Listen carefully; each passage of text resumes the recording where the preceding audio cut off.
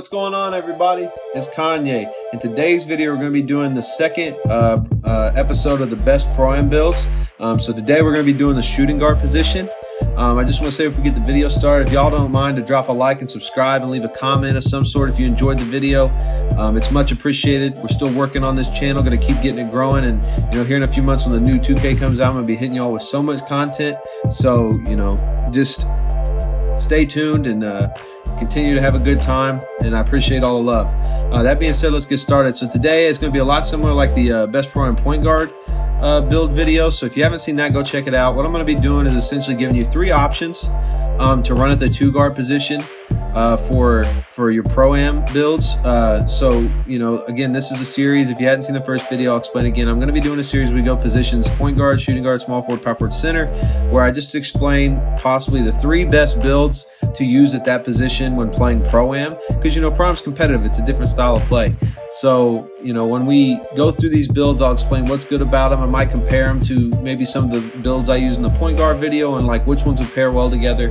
But that being said, let's go ahead and get started. So we're going to be making shooting guards. Handing this jersey number up to you. One thing I do want to say ahead of time: if you want to make your shooting guard build at the point guard position so you can get some better playmaking badges, that is absolutely fine. I'm just putting them at the shooting guard position for the sake of consistency with the build videos. But you can absolutely use a point guard as the 2 guard in 2K games. Obviously, everyone knows that. And you can still be very effective, and it can, give you added bonuses like dimer and floor general and things. If you don't have yellow in your pie chart, but you're a point guard, you still get those badges. But that being said, let's get started. So we're shooting guard. The first build I'm going to do was one I referenced to at the end of the last one. It's going to be this more green than red pie chart. This is my opinion. Again, I've said this so many times, but if you haven't seen my videos, this is my favorite pie chart in the game. Just the versatility, the overall ability this pie chart gives every build at any position is just absurd. So we're going to be going with the more green and red. We're going to be going speed and vert because you are going to have that dunking ability, so you need the vertical, plus chase down blocks, things like that. So we're going to max our close shot, max our driving layup, max our driving dunk. Then we're going to go ahead and up the standing dunk until we get 2 finishing badges. So take it all the way up to 57. Now for shooting, you're going to max your mid-range, max your 3, max your free throw. We're not going to be taking post fades, no point in wasting the badge points on it. If we have extra, we might try to get another shooting badge. For playmaking, max your pack sack, max your ball handle, come down, max your perimeter defense, lateral quickness, steal, defensive rebound, and then we'll throw the last 8. Can we take some off a defensive rebound? Yes, okay. There we go. So that got us an 11th playmaking badge. Okay, that should be good.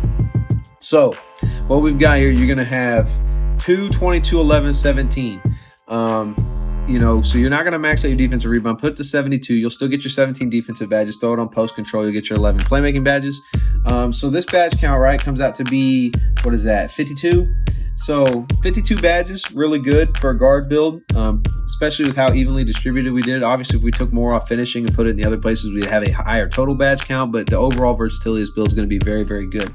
The reason I put the finishing on this build is the kind of build you're going to want playing the top of the zone. So on fast breaks, you need to be able to finish the rim. If not, you're going to ruin a fast break by getting blocked with a bad animation, things like that. And the reason I wanted to make sure I got 2 finishing badges was because silver limitless takeoff gives you so much better dunk animations than bronze or no limitless takeoff. So we want to have at least silver limitless takeoff. That being said, if you don't want to put that much on standing dunk, you want to put that elsewhere. If you have extra badges from hitting 39 in the previous seasons, take that extra badge, give yourself 2 finishing badges, and then you can use those attribute points that we used on standing dunk elsewhere to get you better badge counts in other areas. That being said, let's go ahead and look at the physicals here. Obviously, the body shape doesn't matter. We'll just go with define because it's kind of the middle point. For height, now you're not going to be able to get any crazy good dribble moves unless we go to 6 foot, which is not good. We don't want to be that short. We also don't really need to go to 6'6", because when we go up 1 inch in height, you're going to see we lose 3 on both of our shooting stats. We lose 3 on our ball handle, and there's no significant gain because we're a perimeter defender. We don't want to be super short either, because with a really small wingspan, we're not going to be able to steal the ball very well. So we're going to stick at the set height of 6'5". We're going to minimize our weight because it's not important to us as a top of the zone player. We want as much speed as possible. Now our wingspan, we're going to go ahead and max it out. So as it stands, when you hit 99 overall and you have a +4 to all your attributes, you're going to have a 90 close shot, 78 driving layup, 76 driving dunk. And you're actually going to have a 67 standing dunk. So you're going to get standing dunk animations on the shooting guard build. That's not necessarily that important, but it is a nice little perk. For shooting, you're going to have a 90 mid-range, 89 3-ball, which is insanely good. You're going to be able to shoot extremely well. You're also going to have a 95 free throw, so you shouldn't miss there. For playmaking, you're going to have an 82 pass accuracy and a 77 ball handle.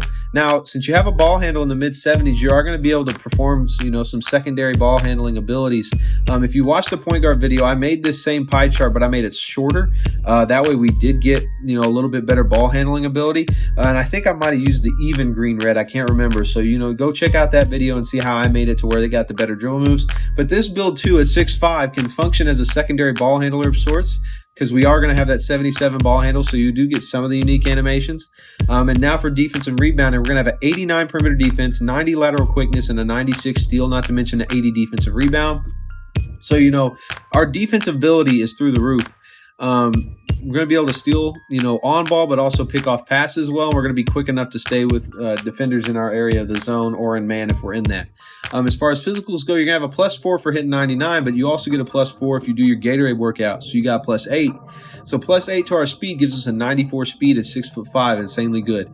93 acceleration, 6'5", insanely good. And a 90 vertical, which is, going to allow us to jump out the gym. We can get chase down blocks if they get on the break. We also have the ability to dunk the ball really well now.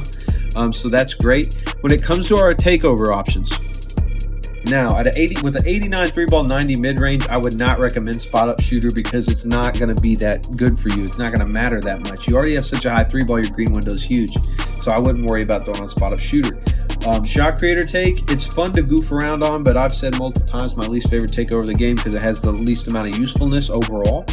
Playmaking take, if you want to be a secondary playmaker for your team and just kind of give that a boost to your teammates, you can. It's not recommended in a pro-am setting because you are going to have a primary point guard. And, even on playmaking take, your ball handle is still, not in the 80s to begin with. You are going to be able to handle the ball a lot better on playmaking take. But, you could use it to throw a twist in your offense. It's definitely an option. But I would recommend lock take just because you're going to be able to play that much better defense in the zone, especially on the top. You can lock down a guy. If there's a guy torching you, you can pick him up when on lock take, even with off lock take. But lock take itself will boost those stats that much more. But overall, I would promote either one of these. This one will give you kind of a different twist in your offense, but this is like the most consistent. Now for our build name, we obviously got a two-way sharp. This isn't a rare build name, build series. We're putting out the best possible builds you can make.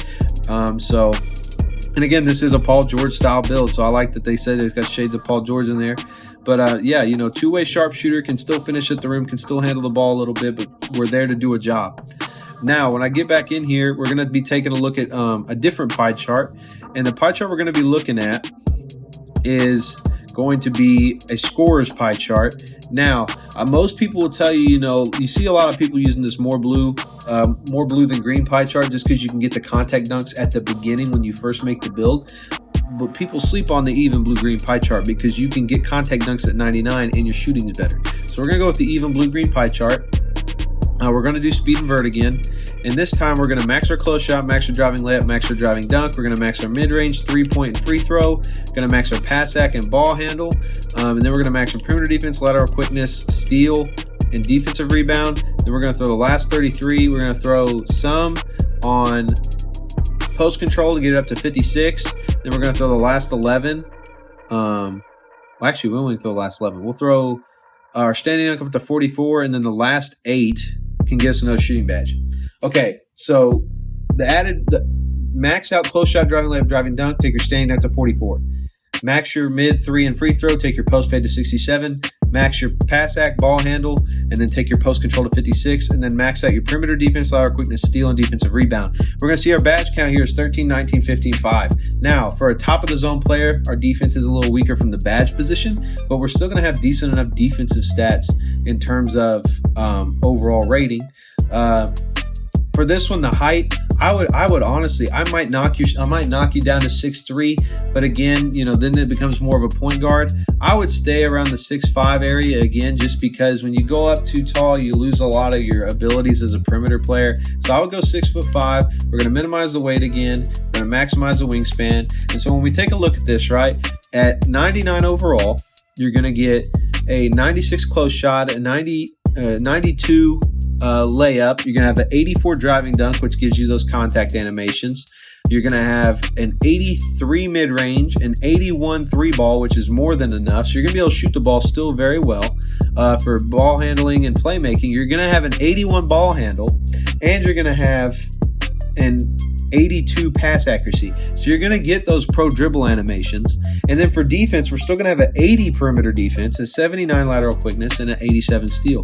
So from an attribute standpoint, yes, we take a little bit of a hit on shooting, but we're still in the 80s at 99 overall, which is more than enough. Yes, we take a hit on defense, but we're still in the 80s in terms of steal and perimeter defense. Not to mention, if you have extra badges on this build, throw them on defense, especially if it's going to be a pro-am build. Because if you have the 4 or 5 extra badges you can get at this point, you could have 10 defensive badges on this build, which would be more than enough. Clamps, pick dodger, etc.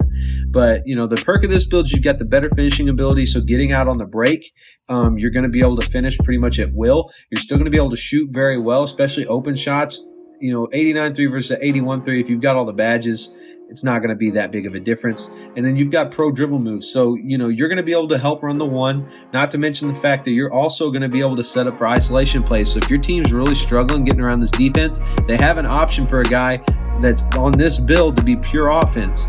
You can get to the rim, you can pull up for the shot. You're going to be such a threat offensively. You can put yourself in ISO situations to where you can start drawing doubles and help your team get some more buckets. So the perk of this build is if you're going to be on a team that kind of struggles offensively at times, this is a build that you can have on the court and is going to be able to guarantee you points, at least in a one-on-one situation. But as soon as it starts drawing doubles, you've got the playmaking ability to hit the open man.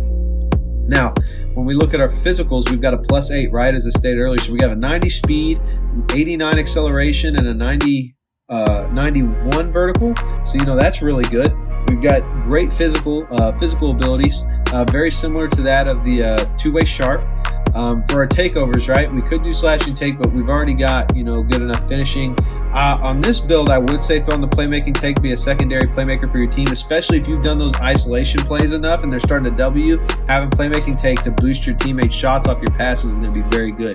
So we'll make this our second 2-guard build, and this one's going to be called a facilitating finisher. And funny enough, this one's compared to Paul George as well. Probably, obviously, for reasons more on the offensive perspective of the ball, but it's also got a Zach LaVine vibe to it. Now for the last one. So these first 2 builds, a two-way sharp can be paired with any of them. I wouldn't pair the two-way sharp with the two-way sharp point guard. I would pair this with your two-way sharp point guard just because it's a little bit better at scoring the ball. It can also handle the ball better than the two-way sharp can. So, if you have the two-way sharp shooting point guard, which I believe is called a two-way pass versus wing, you pair it with this, you're going to have 2 guys that can handle the ball good enough and they can kind of share the load on offense. If you have a play shot, take the two-way sharp because the play shot's going to be able to generate his own shots. And if you did the two-way playmaker, definitely you just want something that can shoot on the court. Now, for our last option, to run the 2-guard position, again, we still want this build to be able to shoot, but this time we're going to be doing let's see, which pie chart was it? We're going to be doing the the even green red. So this is slightly different from the more green than red because we're just going to be a little bit different. We're going to have a little bit more defense, and that's the perk of this is the badges. So we want Hall of Fame defensive badges. Now I understand this build is going to be very similar to the first one we just did, but just trust me, there's some key differences that can be pointed out in the badges.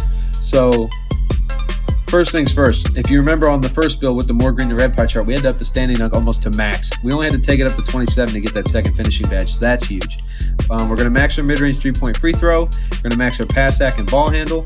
Then we're going to max our perimeter defense, lateral quickness, steal, defensive rebound, and then we're going to up our post control all the way to 50. And then we're going to up the standing dunk even more to get that third finishing badge. So we'll up it to 38, and then we'll take the last 7 and we'll throw them on post fade. So this build's badge layout: 3 finishing, 17 shooting, 13 playmaking, 8 defense and rebounding. Now you could obviously keep this at 2, and you could throw this extra 11 here, get you an extra shooting badge. You could throw the last 7 here, but you're not going to get an extra playmaking badge, so it doesn't matter. Anything like that. So we can go 3, 17, 13, 18, or we can go 2, 18, 13, 18. So if you want a little bit another shooting badge, get another shooting badge. If it's not that important to you, it's not that important to you. But I'm going to leave it like this just because it's going to be a little different for us. Yeah, so 3, 17, 13, 18. That's going to be 51 badges. And you can still shoot well. Let's go ahead and get the physicals here. We're going to stay 6'5" again, minimize our weight as we have before, and max out the wingspan.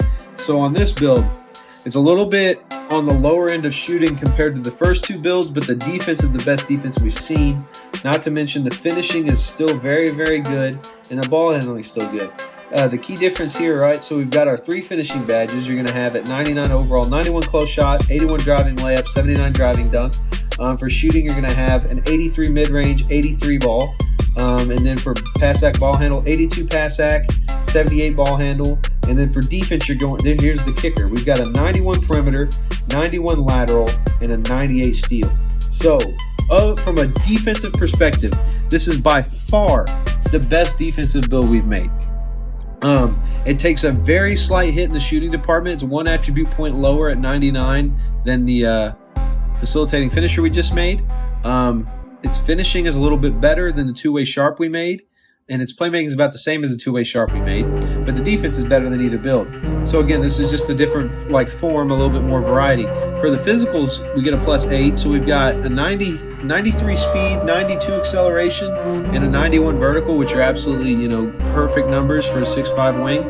And our takeover options are going to be reasonably good. Now, if we throw on slashing take, we are going to be able to get contact dunks when we're on slashing takeover. So that's kind of a unique perk, especially for when we get on runouts, just to have a better finishing ability. We can also go with playmaking take or lock take. Personally, though, I'm going to stick in, I would say I would stick, but to make it different, we'll go with slashing take just because it is going to be a unique part of this build is that it gets slashing take. You're going to see we made a 2-way pass first guard. Now, again, this is compared to Paul George. Again, my goodness. Apparently, we're big Paul George fans here on the channel.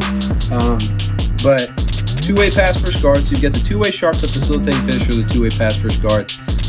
So basically, to kind of break this down, if you want a good all-around, run-of-the-mill, consistent wing build, make your 2-way sharp. In my opinion, it's your best all-around option to run the 2. Great defensively, can finish, can shoot extremely well, and can still handle the ball. For the facil fin, it's if you want to have the ISO option, secondary point guard option, a lot of good scoring, and less defense, go that route. And then the 2-way pass first guard is just like a pure lock. Can still shoot the ball, can handle the ball, can finish the ball a little better than the 2-way sharp, but it's just an elite defender. If y'all like this video, if y'all thought of another 2-guard build that you use in 2K to run the 2 that you prefer, obviously you can kind of mess around with these and get a rare build name on them, and that's fine.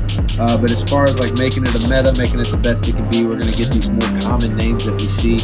But yes, you've got your 2-way sharp, your facilitating finisher, your 2-way pass first guard. I hope y'all enjoyed the video. Please don't hesitate to like and subscribe, and stay tuned for the small forward episode and every episode following that. But until next time, y'all have a good one, stay safe, and peace.